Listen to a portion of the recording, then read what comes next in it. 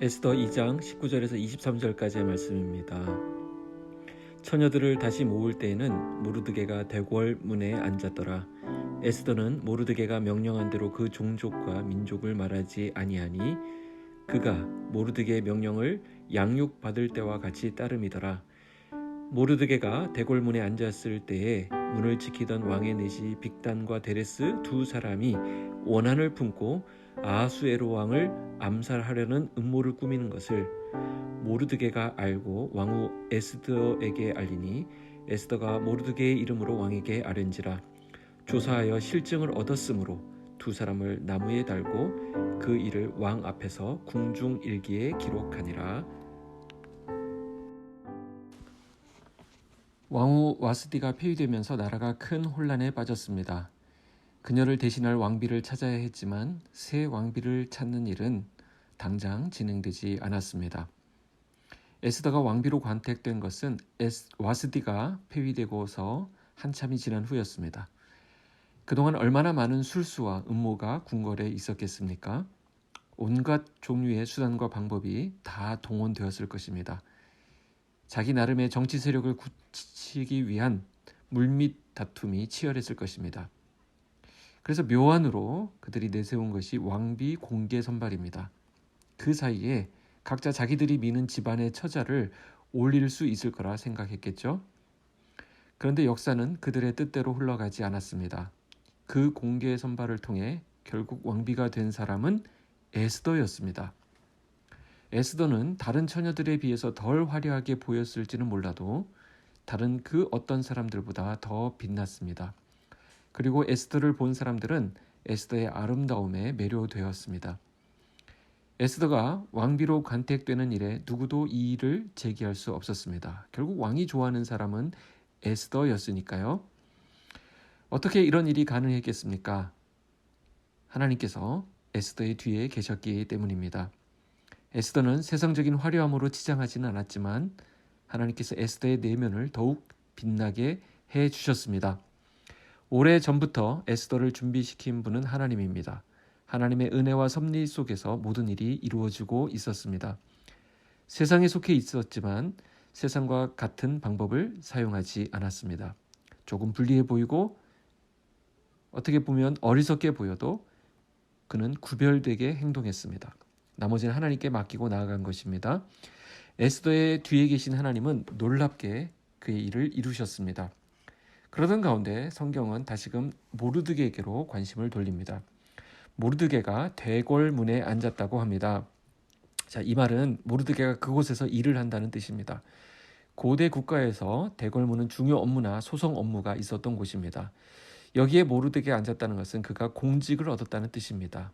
이로써 모르드게는 에스더와 접촉할 기회를 얻었던 것 같습니다. 20절에 보면 모르드게가 에스더에게 당부했던 말을 다시 한번 상기시킵니다. 앞에 10절에서 있었던 내용이 20절에 그대로 나옵니다. 그것은 자신의 종족과 민족에 대해서 말하지 말라는 것입니다. 자, 왜 이 말을 했을지. 그런 가운데 큰 사건이 하나 터집니다. 모르드게가 왕을 암살하려는 두 내시의 음모를 듣습니다. 모르드게는 이 정보를 에스더를 통해 왕에게 전달하게 됩니다.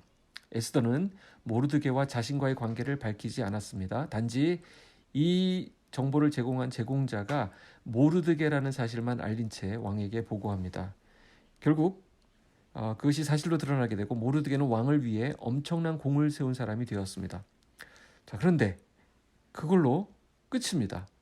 모르드게에게 아무런 포상이나 보상이 주어지지 않습니다. 어떻게 이런 큰 나라에서 이런 시스템에서 공을 세운 사람에게 이럴 수 있는가? 어떻게 이런 미스가 날 수 있는가?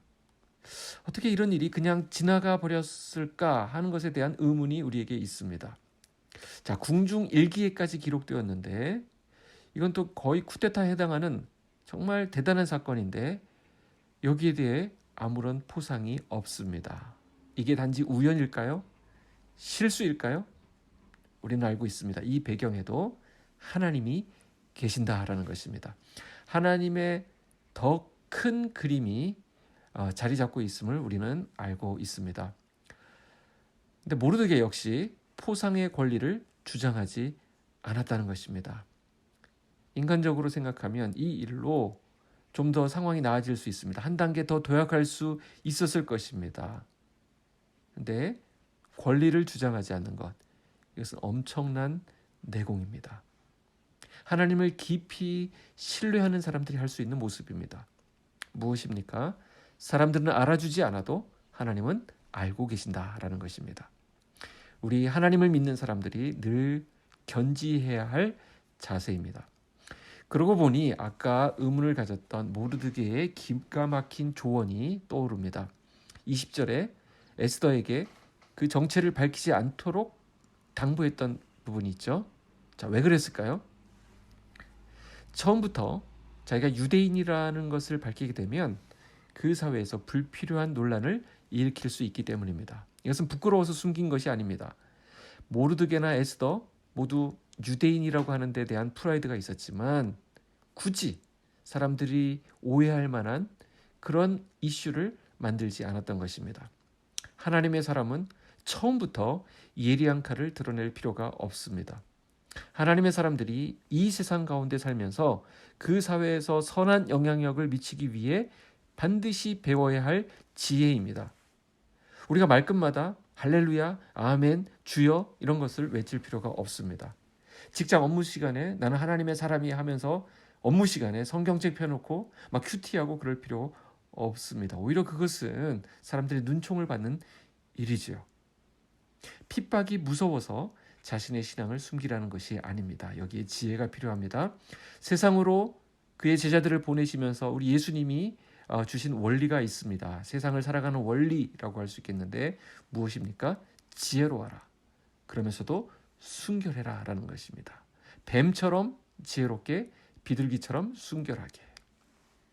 우리 하나님의 사람들은 사회 부적응자들이 아닙니다. 우리는 지극히 상식적일 수 있습니다. 합리적일 수 있습니다. 그러면서도 매력적인 사람들입니다. 오늘 하루를 살아가면서 하나님의 백성답게 정직하고 성실하게 살아야 합니다. 그런 가운데서도 하나님의 이름을 강하게 드러낼 수 있어야 하겠습니다. 하나님이 주신 지혜로, 하나님이 말씀하신 삶의 원리로 살아가지만 사람을 바라보는 것이 아니라 하나님을 바라보고 하나님이 알아주실 것을 믿고 나아가는 오늘 하루의 삶이 되기를 축복합니다. 기도하겠습니다.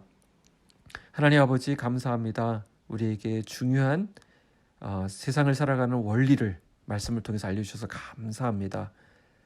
우리가 나 자신을 내세우고 나 자신을 알리고 하는 데에 혈안이 되어 있을 것이 아니라 사람들에게 나 자신을 더 부각시키기 위해서 애쓸 것이 아니라 우리 하나님이 우리를 높이실 때, 또 우리 하나님이 우리를 알아주실 때 하나님이 하시는 것에 우리 자신을 맡기고 오늘 하루 주님 뜻을 따라서 정직하고 성실하게 살아가는 우리 사랑하는 성도들 되게 하여 주시옵소서. 예수님의 이름으로 기도하옵나이다. 아멘.